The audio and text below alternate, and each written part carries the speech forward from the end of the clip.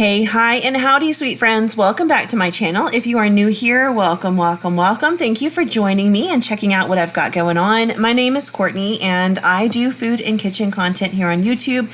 I do grocery hauls once a week. I do what's for dinner style videos every Saturday, and I typically try to sprinkle in a third video where I can. Sometimes it's an extra grocery haul, sometimes it's a different style cooking video, or recently I've been sharing my food preservation journey. So if those are things that you're interested in, and I think you must be because you clicked on this video, I really hope that you will consider sticking around and hitting the subscribe button. All right, y'all, let's jump right into it. This week I did something a little bit different. If you watched my grocery haul, you know that like 99% of all the groceries I bought were sale items or clearance items at my store. I really restricted myself to trying to stick to only those items, and that meant I had to make my meal plan around what I was able to get at the store. So combining those sale and clearance items with my pantry items, I came up with a few meals I'm excited to share. They're all budget friendly. First off, we have this BLT pasta. So bacon was on sale and immediately my brain goes to BLT sandwiches, but everybody does that. So I wanted to do something different. I did manage to get some kale that was on clearance. So originally I was going to do a bacon kale tomato pasta, but I also got some little microgreens that were on sale at HEB. So I ended up using those for the greens in here, but I'm going to show you what I did with the kale too. Don't worry, we ate that. I started off by chopping my bacon up and just cooking it till it was nice and crispy. Of course, you could cook yours in the oven and then chop it up afterwards. I just find it easier to chop it and cook it like that. Now I'm going to start working with this kale. It's already washed and it's already been chopped, but I like to pull some of the thicker stems out, so I kind of sort through it. The stems are very woody and very tough. Kale in general is very hardy. In fact, it's a great make-ahead salad item because it can hold up and not wilt when you cover it with dressing and leave it in the fridge. So I really love it. I'm going to make one of our favorites, which is like a lemony kale salad.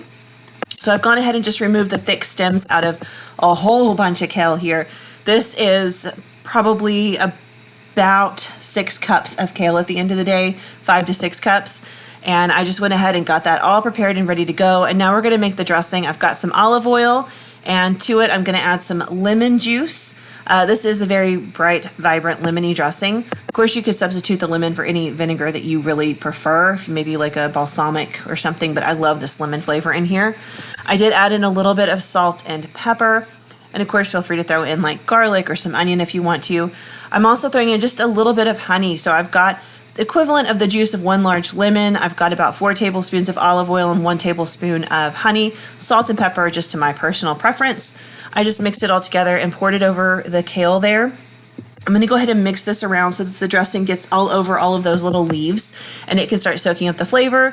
And once that's been tossed, I'm going to go ahead and add in some Parmesan cheese. I'm using freshly shredded. That's what I have on hand in my fridge right now. But you could use the pre-grated stuff in the green shaker tub if that's what you have. That's cool too. I've been trying to switch more over to the freshly shredded because I've been reading the ingredients and things, and some things are really bothering me. There's some cellulose, which is wood pulp, and that's what keeps the green shaker tub from sticking together. And I thought, man, I don't know if I want to be eating that. But that's just me. You do you. I'm cool with all of it. We can all agree that we just want to eat some good food at the end of the day. So I'm using the fresh shredded Parmesan. I just stirred it up and set that off to the side. It's going to be a fabulous side for our pasta. Now that our bacon's done and it's cooled a little bit, let's get rolling with the actual pasta dish. I've got some water boiling that you can't see off to the side over there. And I diced up half of a large onion. You could do 1 small onion. I'm going to go ahead and start sauteing that with a little bit of pepper just to kind of get it going, a little bit of salt. It helps sweat out the liquid in the onions if you add salt to it. It just helps it cook a little bit faster.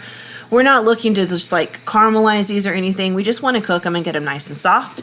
Once we've hit that point where they're starting to get translucent, I went ahead and threw in some of my confit garlic. The recipe for that is always listed down below. It is my favorite kitchen condiment. I love it so much. But you could use regular fresh garlic or the minced stuff in the jar or just garlic powder if that's what you got. It's cool. I let that kind of cook and get fragrant for a couple of minutes. And I've had these sun-dried tomatoes. They're literally just dehydrated. They weren't soaking in oil or anything. I've had them chilling in my pantry for a long time, and I was like, this is the dish where they're getting used.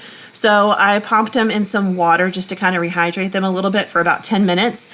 And I just dumped the tomatoes in the water they were in just straight on in that pot. That's why it's kind of that dark brownish red color. It had just been soaking those sun-dried tomatoes. Once that was done, I did throw in a little bit of lemon juice because I wanted some bright acidity. And then I added in some of my starchy pasta water from the pot next to this. It's got the pasta in it, which puts a lot of starch in there. It also has salt in there because I seasoned my water. So it's going to bring flavor, and the starch is going to help thicken. And then I'm just slowly mixing in some of this freshly shredded Parmesan. Now, if you want to add cheese to your sauce like I am, it has to be freshly grated Parmesan. If you try to do this with a green shaker tub, it is not going to work as well. It's going to get clumpy. I mean, you can do it, but it's going to be clumpy. It's not going to be a smooth and creamy sauce. Just a heads up. I've made it with the green shaker tub before. The flavor is still on point whenever I use it in any of my sauces, but the texture is definitely different because it will not melt like freshly shredded cheese. So you can use that information to do whatever you choose with it, but I just really like for fresh pasta sauces, the freshly shredded cheese. Now my pasta is not quite finished cooking, so I'm going to go ahead and just toss it in here anyway, and it's going to start soaking up that liquid in the bottom of the pan. So I will just continue to ladle in a few spoonfuls of the pasta water and stirring it until the pasta is fully cooked. Once it's done, I'm just topping it with some fresh diced tomatoes. I had some tomatoes on the vine. I diced them and I just kind of let them set for a minute and then drained all the extra liquid off. And those are those greens I was talking about. They're broccoli microgreens. These are fabulous. If you haven't tried them, I highly recommend them because I think they're just great by the handful. And they were on sale, so I did go ahead and get some just because I like to eat them. But you could use kale or spinach would be great as well. Totally up to you. And then I topped it with some of that crispy bacon, and we've got BLT pasta right there, and of course that kale salad on the side. All right, tuna croquettes. So there was some smoked tuna on sale at HEB when I did my grocery shopping. So if you bought the smoked tuna, you got a can of free tuna. Just means I had 2 cans of tuna to use. Now you could use regular tuna. I had just been dying to try this particular recipe with smoked tuna, and I'm going to tell you guys it was absolutely amazing. I will link a recipe for tuna croquettes down below. Just a fancy way of saying like tuna patties. These are really, really good though, and I liked them. I made just a couple of changes to this recipe just to kind of accommodate what I had on hand. So I started off with half of an onion that I had diced up and some celery. That was in my freezer. When I buy celery, I always have extra, so I just dice it up and toss it in the freezer, and then I pull it out as needed. So I'm going to go ahead and saute that with a little bit of salt and pepper and let it do its thing. So while it's cooking, I've got my tuna, I've got a regular can of tuna, and then that smoked tuna. I'm going to go ahead and drain both of those really, really well, and then I put them in that bowl so we can get started making our patties or croquettes. I'm going to add in the onions and the celery. That's all done cooking. You just want to soften it. It doesn't have to be anything amazing, no caramelization or anything. We're just looking to cook those so that they're not raw when we put them in here, because these tuna patties are not going to cook long enough to cook raw vegetables in the center. I'll go ahead and mix that around because I wanted to make sure that I had enough veggies to make these patties the way I wanted them, and it looked fine to me. So I'm going to go ahead and add in a little bit of my garlic confit. It could be fresh garlic or could be garlic powder, whatever you have. A little bit more salt and pepper in here. Tuna, any kind of fish really, could take a lot more salt than you think it can because it really brightens up the flavor. And because this tuna was in oil and tuna does have a lot of fat, the salt kind of helps cut through some of the richness. I'm also adding in a little bit of paprika. Now, if this was not smoked tuna, honestly, I would add in some smoked paprika. I do that with my regular fish cakes, but because it was smoked, I just did regular paprika. I'm going to go ahead and zest a lemon. I worked on it and I added it in and I started to stir it, and then I thought I just don't smell very much lemon in here, so I did go back and add some more. These are very large lemons, by the way. But I did go ahead and use almost all the zest on this lemon. You could just use lemon juice if that's what you got, or if you don't like lemon, just skip the step. It's fine. I just like the brightness of it.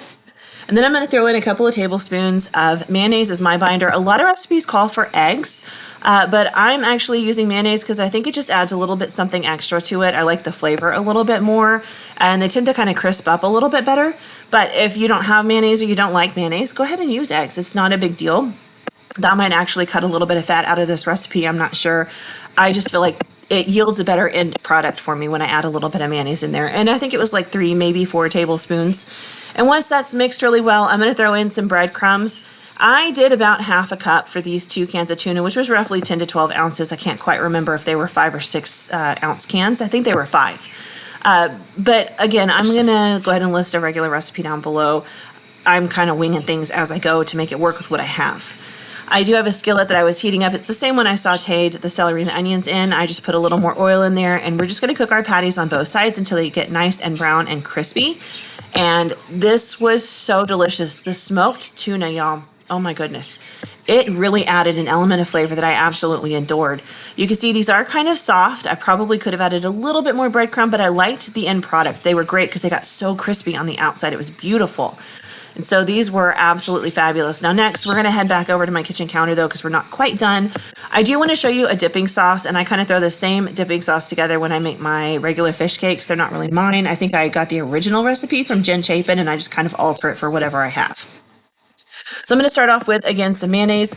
It's kind of a play on a tartar sauce, I guess. It's a little, I don't know, maybe more grown up than tartar sauce because we're not using pickles. We're going to use some capers because we're fancy. No, I just really like capers. I think they taste amazing. You could totally do to pickle if you wanted to. That's great too. I just love capers. I went ahead and got a little bit more zest off there. There wasn't much left. And then I juiced half that lemon because, like I said, this is a big lemon, y'all. It's so big. So I just juiced half of it, got the seeds in my hand. I'm going to add in a bunch of dill because I think dill and fish are just best buds, and some salt and pepper. And of course, you can add in any spices that you want. I'm a big fan of garlic and onion powder. I think they taste fabulous in here, especially onion powder, but you can add in anything you want to, really. I gave this a good stir and just set it off to the side, and this is some of the best tartar sauce I've ever had. I don't really know what to call it, but it really is a mock tartar sauce. And I just served this with a box of rice-a-roni that I had in my pantry and some more of that leftover kale salad. These were so good. Oh my gosh. All right, shrimp sweet potato curry. It sounds funny, but I've come across this recipe a million times on Pinterest, and shrimp and sweet potatoes were both on sale last week. So this seemed like the best idea I could come up with for these. So I used really just half a sweet potato because these things were big, y'all. And then, of course, I've got my pound of shrimp. It was on sale for $4.97 a pound. I know sometimes people question my idea of budget, but in my area, $4.97 a pound is actually the same price that you would pay for ground beef if it's not on sale. And chicken's only a little bit cheaper than that. So for me, $4.97 a pound on shrimp is a good deal. Now that I've got these potatoes in the pan, I did put a little bit of water in there and just let them simmer for about 8 minutes or so. They're not fully cooked, but they've started.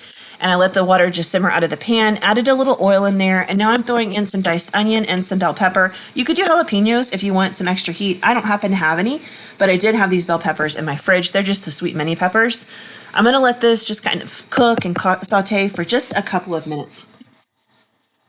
This doesn't take long to come together. This is a really, really quick recipe, especially because shrimp cooks so fast. You know, you just add it at the end and it only takes about 5 to 7 minutes to get it fully cooked, depending on the size of your shrimp. Now, I did add in a little bit of garlic. I like garlic. It's my comfy garlic. That's pretty much all I use. If you're new to my channel, that is like my favorite condiment. I make it myself, and I do link a video recipe for it down below. It's super simple and it's a quick video. If you're interested, I highly recommend it. Now, most curries like this call for ginger. I didn't have any fresh or frozen, so I just added in some ginger powder. And then, of course, some curry powder. I did about a tablespoon, give or take, probably a little more because I'm a little bit heavy-handed and I'm okay with that. I will link an original recipe for this down below if you want to follow it to the letter. That's great. I'm just working with what I have on hand. Now, again, I did mention that I don't have any jalapenos, so in a minute I will add some heat to this. Heat is not necessary, though. You can totally skip it. This recipe that I was using as my base idea did call for some chicken broth, so of course I added in a little bouillon and then a little bit of water because I do keep chicken bouillon on hand all the time. If you've got chicken broth, that's great. If you've got better than bouillon, that's fine.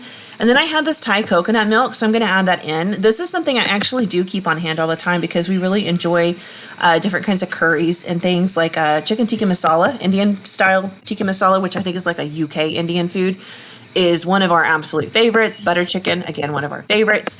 And then curries like this and some Thai dishes, we love it. So I always have coconut milk on hand. Now you could use this or you could use the stuff in the carton in the dairy section. And they both work. I've used them for numerous different recipes both ways before and they're fabulous. But my favorite is this one in the can. And I like the Thai Kitchen brand just because I can buy it at Sam's Club and get a whole bunch. Now here's my solution for the heat. I've got this chili garlic crunch. And so I just added in about a good heaping tablespoon of that in there. Has a ton of extra flavor. If you can find it at your local grocery store, I highly recommend it. I think it's fabulous on a lot of things, especially like eggs and rice. So good. I just let that simmer and it thickens up on its own because of the starch from the sweet potatoes. And so I just let it kind of do that for about 5 minutes or so. The potatoes are about done at this point. So I'm just going to go ahead and throw in those shrimp. It's just a pound of regular shrimp. And I went ahead and lowered the heat because it is very hot. And it took my shrimp about 5 to 7 minutes, and they were fully cooked, and I served it over rice. This was a fun dish because I don't make this all the time. In fact, this is the first time I've ever made a shrimp sweet potato curry, but it was really tasty and really delicious. There was some heat and there was some sweetness, and it was fabulous. The original recipe that I'm linking below does call for sugar, I think, in it. I skipped that step. Sweet potatoes are sweet enough, and that saved us some extra fat and calories, making this a little bit healthier. All right, on to the final dish. This is just a broccoli, rice, and cheese casserole, but we're gonna take some help from the store. So I've got that Knorr chicken or cheddar broccoli rice that I bought. It was on sale last week. So I have a couple of packages of it that we're gonna be using.